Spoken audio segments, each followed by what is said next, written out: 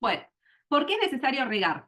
El riego es necesario para colocar en la capa del suelo explorada por las raíces aguas que las plantas necesitan para poder vivir, crecer y producir frutos. Recuerden que habíamos hablado que todos los nutrientes las plantas las absorben por una cuestión capilar, a través del agua. A través del agua ingresan los nutrientes a las plantas y es así como llegan a crecer las plantas, o sea, como los absorben del suelo, ¿sí? Entonces, es fundamental que haya agua en el suelo en diferentes cantidades, ahora vamos a ir viendo, pero es fundamental que el agua esté cerca de las raíces porque es a través de las raíces por donde llegan esos nutrientes.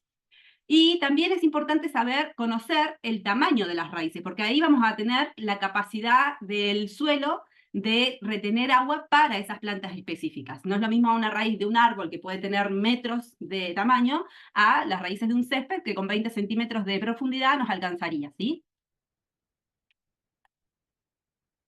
Entonces, el jardín es un consumidor de agua. Y más hoy en día que nosotros tenemos mucho césped en el jardín, entonces todo el jardín es un consumidor de agua. Y esto que hablábamos recién de las plantas nativas es justamente se utiliza para esos suelos que ya están adaptadas, las plantas ya están adaptadas al requerimiento de agua que tienen esos suelos.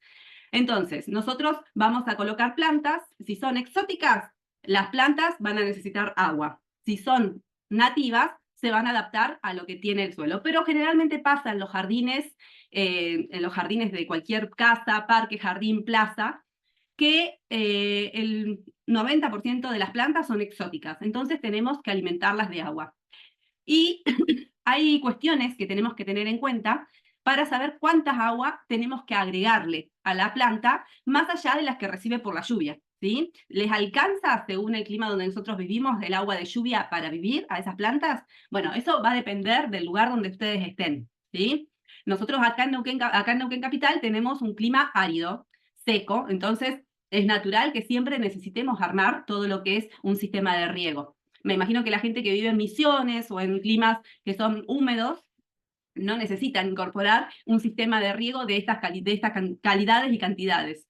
Pero bueno, vamos a mostrar cómo sería un sistema de riego en este clima que es árido. Después ustedes tienen que ir determinando dónde es que viven y cuáles son las necesidades y requerimientos de ustedes, ¿sí? Va a ser según el lugar donde ustedes vivan las necesidades que tengan.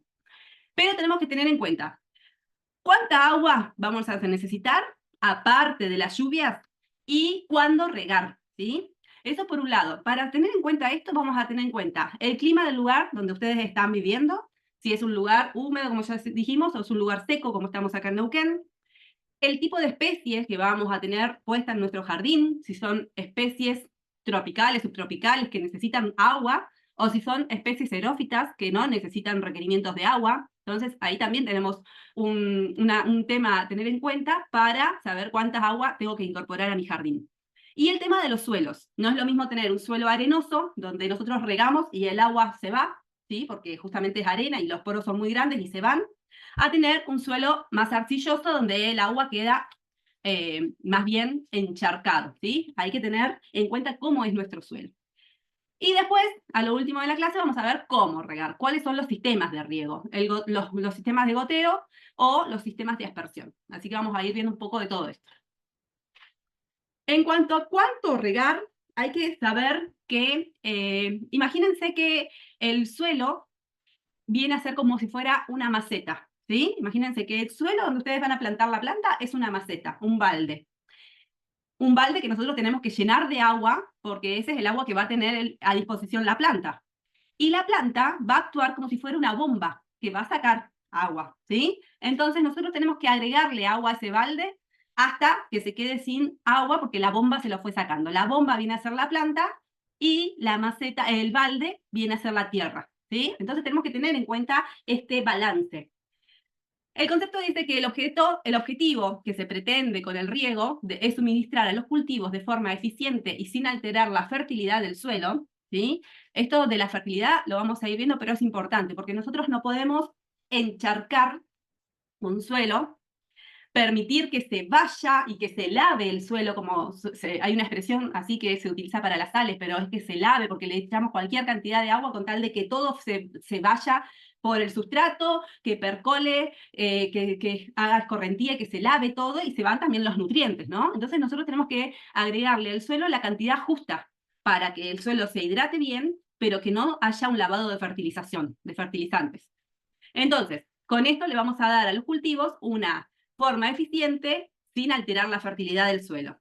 El agua adicional que nosotros vamos a incorporar es el adicional a las precipitaciones que vienen por el clima de donde ustedes estén habitando. Entonces, nosotros tenemos que ver cuánta lluvia hay por año en el lugar donde estamos, cómo es nuestro clima, y ver si las plantas requieren más agua de las que naturalmente reciben de las lluvias. Entonces, así vamos a lograr un crecimiento óptimo de las plantas, sin que se laven las sales, sin que se laven los fertilizantes y logrando una sostenibilidad de esas plantas, ¿sí? Entonces, fíjense que en este cuadro hay muchas flechas, pero básicamente tenemos que tener en cuenta que las plantas hacen transpiración, porque recuerden que las plantas, ¿por dónde sacan el agua de su corriente? A través de la transpiración, ¿sí? Evaporan el agua.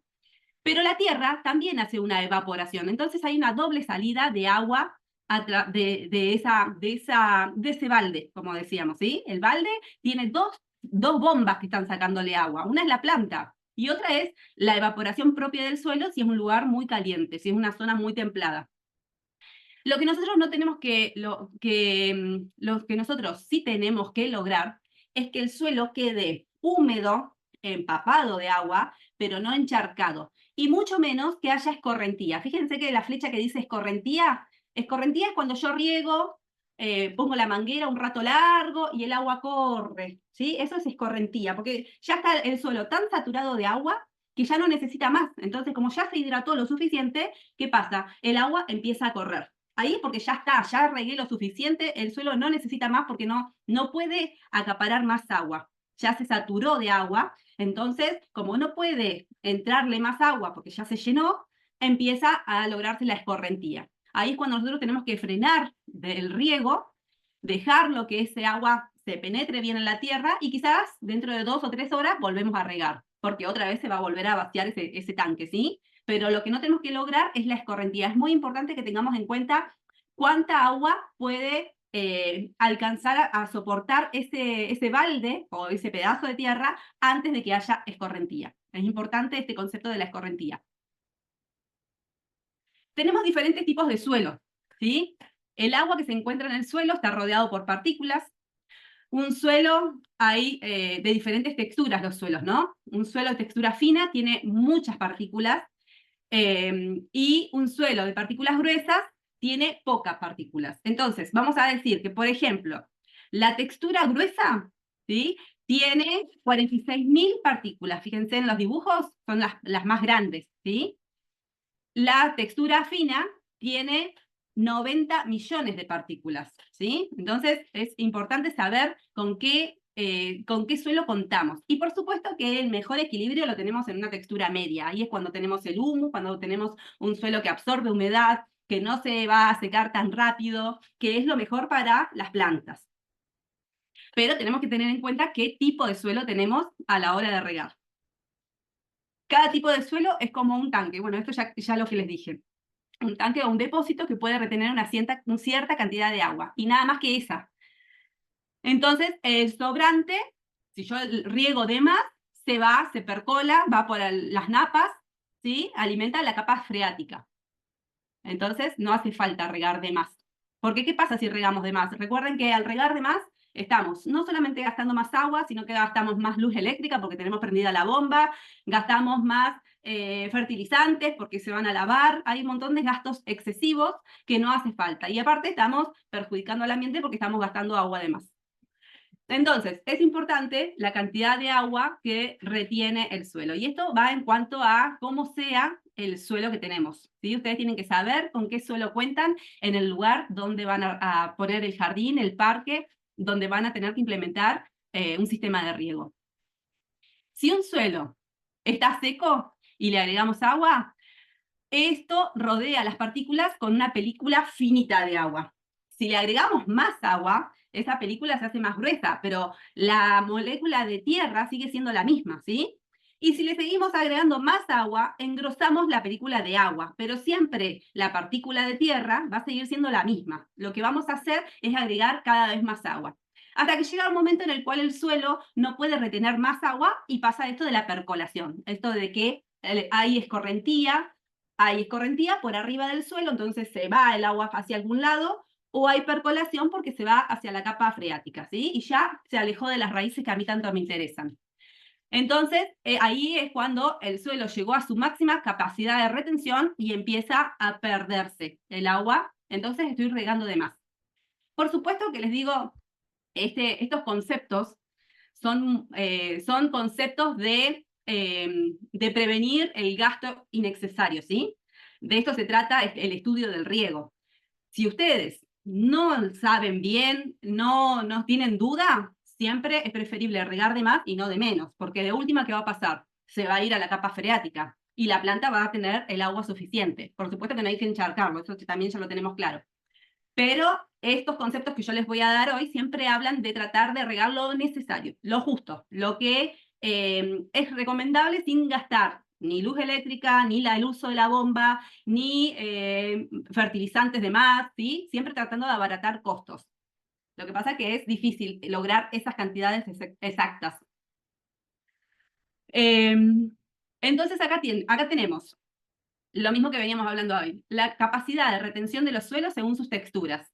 Fíjense que un suelo arenoso retiene más o menos el 10% del peso en agua. El suelo arenoso es el que tiene las partículas más grandes, porque ustedes si hacen así, la arena se siente en las manos, ¿no? Entonces es como que nos hace sentimos cada granito de arena y se van partiendo y van cayendo.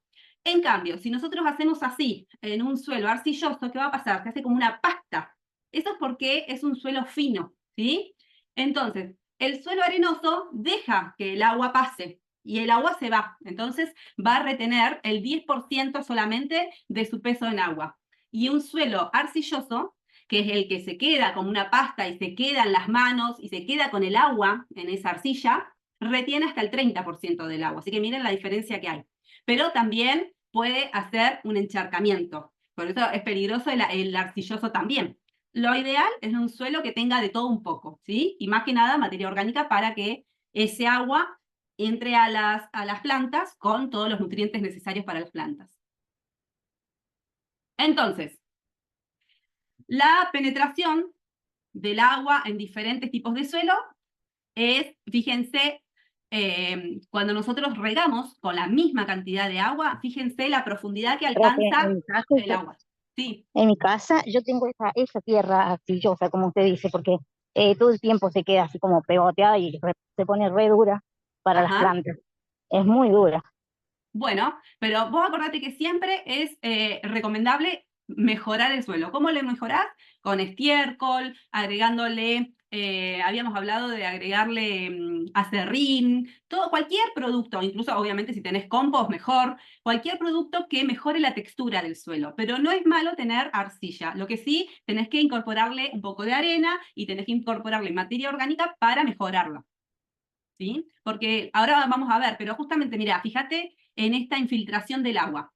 Esto es como que yo estoy con una regadera, con la misma regadera, una regadera de 10 litros, verde, y riego el suelo, el cuadrado que dice arenoso. Con esos 10 litros de la regadera, el agua va a llegar, fíjense, hasta 125 centímetros. Vuelvo a llenar la regadera y me voy al suelo franco. El agua va a llegar a cubrir 60 centímetros, porque mucho de ese agua va a quedar en la materia orgánica, en esa textura, en esa madera, en todo eso que absorbe la humedad y lo contiene. Y si me voy al suelo arcilloso, el agua va a quedar ahí en esos 45 centímetros, menos todavía, porque es como que queda en todas esas partículas, ¿sí? Entonces, un suelo arcilloso hay que ayudarlo para que no se encharque, justamente. Hay que, si en lo posible, si tenés ese suelo arcilloso, agregale un poco de arena, agregale materia orgánica. Lo ideal es que tenga de todo. Por supuesto, para el suelo opuesto, el que tiene suelo arenoso, debe agregarle suelo arcilloso, debe agregarle materia orgánica y así también lo mejora, para lograr que ese agua no se vaya tan rápido y que se sostenga un poco más ahí arriba. Bueno, entonces penetra más profundamente en el suelo que tiene menos partículas, ¿sí? El de las partículas más grandes es el arenoso y el de menos, y penetra menos en el suelo de partículas más finas, ¿sí? Que es el arcilloso. ¿Alguien me quiere hacer alguna pregunta? ¿Que escuchaba a alguien? No. Bueno, sigamos.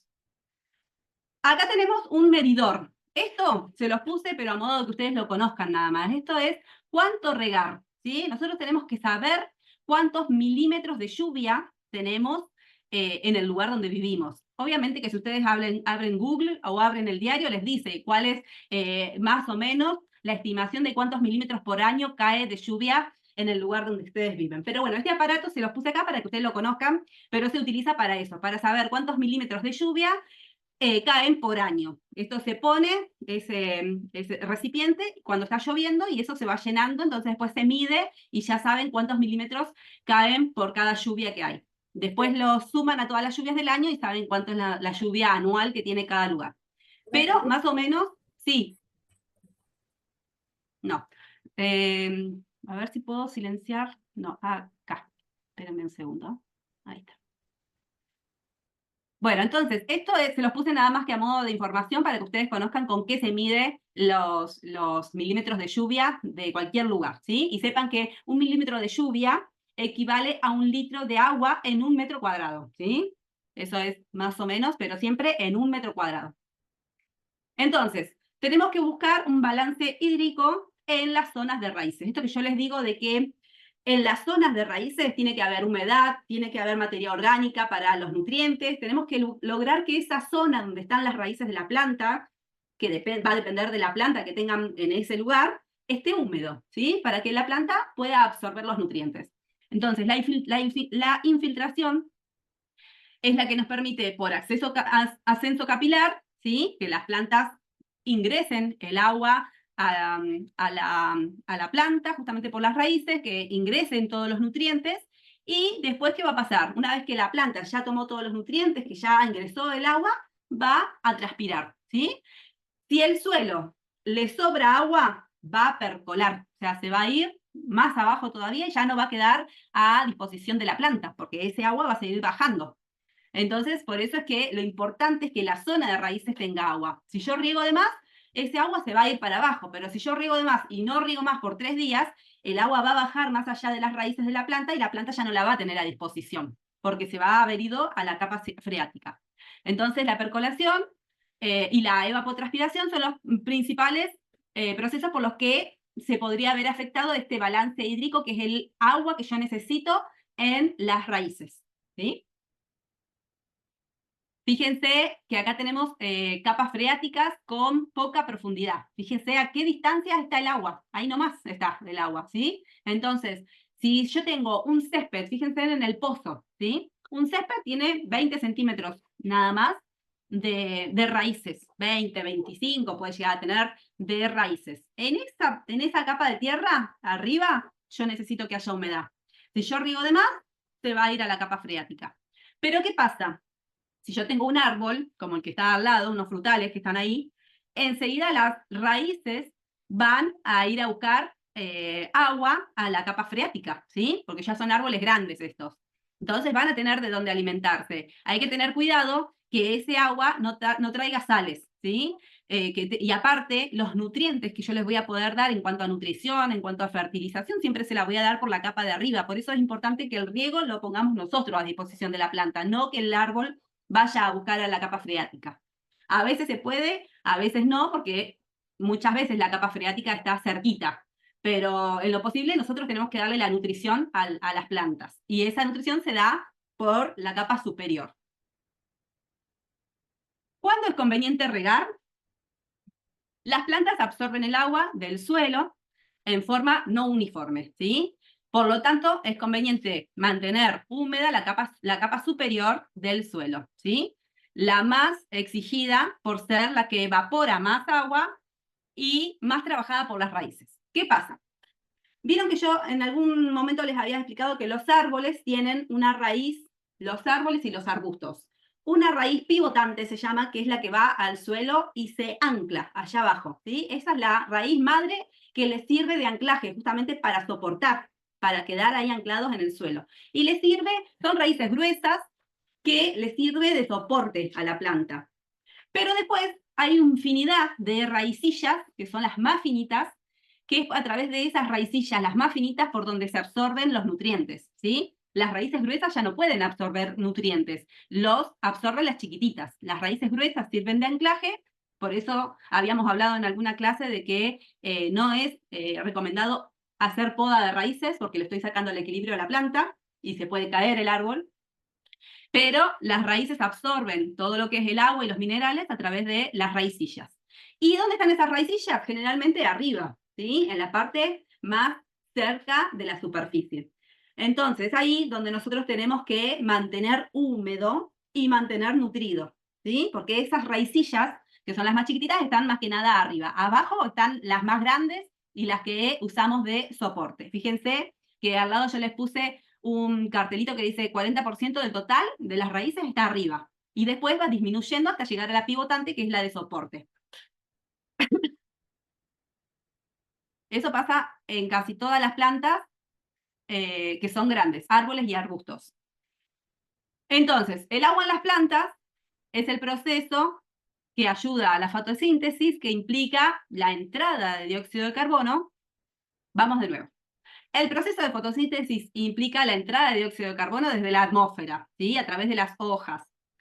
Esto implica una apertura de los estomas. ¿Se acuerdan que yo creo que fue la clase pasada que hablamos de los estomas, que son como unas valvulitas que se abren y se cierran para que la planta respire? A través de esas válvulas, que son los estomas, entra el dióxido de carbono, la planta respira y produce el oxígeno, ¿sí? También a través de esas válvulas se produce la transpiración, por donde elimina la transpiración el agua, ¿sí? Hacia la atmósfera. Entonces, la pérdida de agua por las hojas, que esta evapotranspiración, se produce por la transpiración de las plantas y por la evaporación del suelo, ¿sí? Esta evapotranspiración debe ser compensada por la absorción de agua desde el suelo. Entonces, ¿cómo la compenso? Agregándole agua, ¿sí? Entonces, la planta se va a poder lograr hidratar y va a cerrar sus estomas cuando reciba menos cantidad de agua, porque no tiene para seguir sacando, ¿sí? Entonces, ese es el agua que va a haber dentro de la planta. ¿Cuánto regar? Y vamos a tener que tener en cuenta el clima donde nosotros vivimos, ¿sí? Fíjense que acá volvemos con este concepto de evapotranspiración. En la evapotranspiración sacamos el agua de ese tanque que yo les decía por dos vías, por la planta a través de la transpiración y por la tierra que hace la evaporación según cómo entren los rayos solares, ¿sí? Es importante que toda esta transpiración y evapotranspiración se realiza con la luz del sol, ¿sí? Durante el día. Después, durante la noche, no hay prácticamente evapotranspiración, a no ser que sea un clima de 50 grados y llegó la noche y bueno, respiramos un poquito y sigue habiendo un poquito de evaporación del suelo, pero el fuerte siempre es de día. Y esto es importante porque tenemos que tener en cuenta en qué momento del día conviene regar, ¿sí? Fíjense que las plantas de noche prácticamente no producen fotosíntesis porque no tienen la luz solar. La luz solar es la que hace la reacción de la fotosíntesis. Entonces, es cuando la planta se alimenta, todo lo producen de día. Entonces, ahí es cuando realizan la respiración, la transpiración y hacen el crecimiento de la planta. Entonces, es importante que la planta esté hidratada durante el día. Hay mucha gente que riega a la noche y con esa regada que hacen a las 8 o 9 de la noche, pasan todo el día hasta el día siguiente. Hay que tener en cuenta que tiene que ser un riego profundo, ¿sí? Un riego de mucho rato para poder soportar los 40 grados de verano de diciembre o de enero de un día completo sin regar. Porque las plantas se pueden marchitar al día siguiente. No siempre alcanza el agua si regamos una sola vez por día a la noche. Eso hablando de diciembre, enero, que es cuando están los calores más fuertes, más intensos. Sí, lo podemos hacer en esta época. En esta época sí soportan las plantas que los reguemos una vez por día, no tienen problema. y les alcanza, porque no es tan intenso el calor y tampoco es tan intenso el crecimiento, ¿sí? Fíjense en el cuadrito de al lado que yo les puse cómo va creciendo la planta a medida que va pasando el tiempo, a medida que van cambiando los climas, porque en diciembre, enero tenemos mayor cantidad de días, y fíjense, perdón, de calor, y fíjense que la mayor transpiración o evapotranspiración la tienen a medida que son más grandes, ¿sí? Una planta que está recién germinando no transpira tanto, ¿sí? Entonces, a medida que va creciendo, que el crecimiento máximo se hace con los mayores calores, es cuando más transpira, porque tiene más cantidad de hojas, porque su follaje es más grande, porque produce más fotosíntesis, ¿sí? Entonces, como va cambiando su ciclo de vida, va pasando por todo el ciclo de vida, todos los procesos, entonces va a transpirar cuando es más grande la planta. Y aparte va a tener más volumen, ¿no? Vegetal. Entonces, hay que tener en cuenta esto, de que en algunos momentos, los más calurosos, y es recomendado regar, no sé, 2 o 3 veces por día. A algunos les gusta regar ríos cortos, pero más veces por día. Y a algunos les conviene regar una o dos, 3 veces por día, pero es más largo, más profundo. Y eso va a tener que tener mucho que ver con el suelo que ustedes tengan. Porque, por ejemplo, no sé quién dijo recién que tenía suelo arcilloso, pero la persona que tiene suelo arcilloso, si riega mucho, se va a encharcar, ¿sí? Porque el suelo no retiene, no pasa tanta cantidad de agua. En un momento se va a saturar y va a necesitar cerrar la canilla. A las 2 o 3 horas con el sol de diciembre y enero con 40 grados de calor, ese suelo se va a secar, entonces va a tener que volver a regar. Y va a tener muchos riegos cortos, porque no tiene gran capacidad para retener mucha cantidad de agua ese suelo, pero sí va a tener que hacer muchos riegos por día. En cambio, una persona que tenga un suelo mixto, va a tener, que tiene textura, que tiene humedad, que tiene materia orgánica, que puede aguantar la humedad, ¿sí? No un arenoso que se le va a poder hacer 2 o 3 riegos en un clima de 40 grados de calor en enero o en diciembre, ¿sí? ¿Por qué? Porque va a ingresar más cantidad de agua, va a poder hacer riegos más largos, porque va a tener mucha capacidad de hidratar, ese tanque va a ser más grande, va a poder entrarle más cantidad de agua y se va a ir evaporando despacito. Entonces, con que haga 2 o 3 riegos por día, le alcanza a las plantas, ¿sí? Tiene que ver mucho con el tema del suelo que tengamos. Ay. Entonces, la evapotranspiración del cultivo de referencia, que generalmente es un césped, esto todo se hace con tablas que ya vienen preparadas y que generalmente toman como referencia el césped porque es lo que más consume en cuanto al agua. En una superficie extensa se dice que tiene de 8 a 15 centímetros de altura uniforme, ¿sí? El césped, más o menos, porque siempre se va cortando, pero es más o menos ese el cultivo que se tiene. Y fíjense que en la evapotranspiración hablamos de lo mismo, ¿sí? De que cuanto más grande es la planta, más va a evapotranspirar. Esto es el mismo concepto que hablamos recién en el cuadro anterior. Entonces, ¿cuánto regar?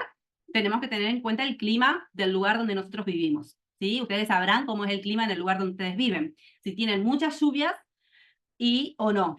Pero también tenemos que tener en cuenta, por ejemplo, el tema de la radiación solar, ¿sí? ¿En qué época del año estamos? Si estamos en diciembre vamos a necesitar un riego y si estamos en septiembre como estamos ahora vamos a necesitar otro tipo de riego, porque la radiación nos pega diferente. No hay tanta evapotranspiración, ¿sí? No sale tanto. La temperatura también es importante para saber cuánta evapotranspiración hay en el cultivo. Cuando haga más calor va a haber más evapotranspiración y ahora que todavía están los días más o menos, no hay tanta transpiración, ¿sí? El tema del viento también es muy importante según la zona donde ustedes vivan, porque eso va a provocar que se seque, ¿sí? Que se sequen los pastos, que se seque el suelo, que se seque la capa más próxima al suelo. Entonces es importante, si hay mucho viento voy a necesitar regar más, ¿sí? Si hay menos viento, la humedad se va a mantener en todo lo que es el pasto o en las plantas. Y bueno, y la humedad de referencia, si es una zona donde llueve mucho o no.